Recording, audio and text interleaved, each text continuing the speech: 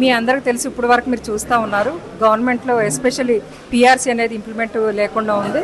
గౌరవ అధ్యక్షులు మారం జగదీశ్వరరావు గారు, సెక్రటరీ జనరల్ ఏలూరు శ్రీనివాసరావు గారి ఆధ్వర్యంలో ఈరోజు మీటింగ్ అనేది జరుగుతూ ఉంది. ఎక్కువగా పీఆర్సీ కోసం అనేది అదేవిధంగా పెండింగ్ బిల్లులు ఉన్నది అడగడం జరుగుతూ ఉంది. ఒక మహిళగా ఏంటంటే చాలా లీవ్ ప్రొవిజన్ అనేది మన రాష్ట్రంలో చాలా తక్కువగా ఉంది.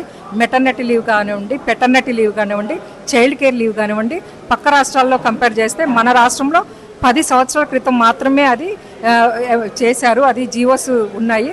ఈ 10 ఇయర్స్లో ఎటువంటి అమెండ్మెంట్స్ కూడా లేవు. కాబట్టి ఈ అమెండ్మెంట్ చేసి పొరుగు రాష్ట్రాలతో ఈక్వల్గా మెటర్నిటీ లీవ్ కానివ్వండి, చైల్డ్ కేర్ లీవ్ ఇవన్నీ కూడా ప్రొవిజన్స్ మన రాష్ట్ర మహిళలకు కూడా ఇవ్వాలని రిక్వెస్ట్ చేస్తున్నాం.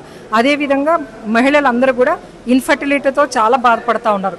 సంవత్సరాల కొద్దీ అంటే ఒక 6 months 1 year టుగెదర్ వాళ్ళు ట్రీట్మెంట్స్ తీసుకుంటూ ఉన్నారు, ఇన్ఫర్టిలిటీ ట్రీట్మెంట్స్. దానికోసం మొట్టమొదటిగా తెలంగాణ ప్రభుత్వం నుంచే ఆ ఇన్ఫర్టిలిటీ లీవ్ ప్రొవిజన్ కూడా ఇవ్వాలని రిక్వెస్ట్ చేస్తా ఉన్నాం. ఎందుకంటే చాలామంది మహిళలు చాలా ఇబ్బందులు పడతా ఆ ట్రీట్మెంట్స్ తీసుకుంటా ఏడుస్తూ ఉన్నటువంటి సందర్భాలు ఉన్నాయి. కాబట్టి అది ప్రభుత్వాన్ని రిక్వెస్ట్ చేస్తున్నాం. అదేవిధంగా మెన్స్ట్రల్ లీవ్ పాలసీ అని మన పొరుగు రాష్ట్రాల్లో ఉంది, అది కూడా తీసుకొని మహిళా ఉద్యోగులందరికీ కూడా ఇవ్వాలని రిక్వెస్ట్ చేస్తున్నాం. అదేవిధంగా టాయిలెట్ ప్రొవిజన్ అనేది ఎక్కడ కూడా లేదు. అంటే కొన్ని రైతు వేదికల్లో కానివ్వండి, వెటర్నరీ క్లినిక్స్లో కానివ్వండి మహిళా ఉద్యోగులు ఉన్నారు, అక్కడ ఎటువంటి టాయిలెట్స్ ప్రొవిజన్స్ లేవు.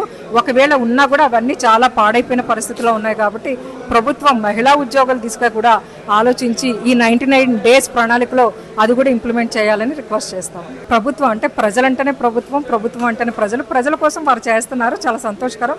ఇంకొకటి ఏంటంటే గవర్నమెంట్ ఎంప్లాయీస్కి నెలకు 700 కోట్లు ఇవ్వడం, పెండింగ్ బిల్స్కి ఇస్తున్నారు, అది చాలా సంతోషం. 1వ తారీఖున గవర్నమెంట్ ఎంప్లాయీస్కి జీతాలు వస్తున్నాయి, అది కూడా చాలా మంచి పరిణామం. అయితే ఈ సందర్భంలో అంటే పెరుగుతున్న నిత్యావసర వస్తువులకు ధీటుగా మేము కొనుక్కోలేకపోవడం, ప్రతి పీఆర్సీలో 9 నుంచి 10 లక్షలు ప్రతి ఉద్యోగి లాస్ అవ్వడం, ఇప్పుడు కొంతమంది వెల్ ఆఫ్ ఫ్యామిలీస్ సెటిల్ చూసుకోగలుగుతారు కానీ ఒక సగటు ఒక ఉద్యోగం మీద బ్రతికే వాళ్ళు నిత్యావసర వస్తువులు తీసుకోలేని పరిస్థితుల్లో చాలా ఇబ్బందిగా ఉన్నారు. కాబట్టి పీఆర్సీని వెంటనే ఏదో ఒక విధంగా నిధులు తీసుకొచ్చి, ఇప్పుడు స్టార్టింగ్లో ఉన్నట్టు నిధుల కొరత లేదు, నిధులు చాలా సమృద్ధిగా ఇన్కమ్ కూడా జనరేట్ అవుతుంది. కాబట్టి తెలంగాణలో ప్రభుత్వం వారు ఉద్యోగుల మీద కూడా కాన్సన్ట్రేషన్ పెట్టాలని రిక్వెస్ట్ చేస్తాం.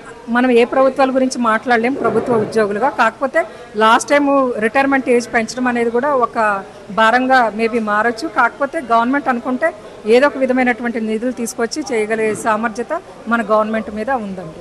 అది ప్రభుత్వ పెద్దలే ఒక కమిటీ వేసుకొని ఆలోచించి గవర్నమెంట్ ఉద్యోగులకు రావాల్సినవన్నీ కూడా ఇప్పించవలసిందిగా రిక్వెస్ట్ చేస్తాం.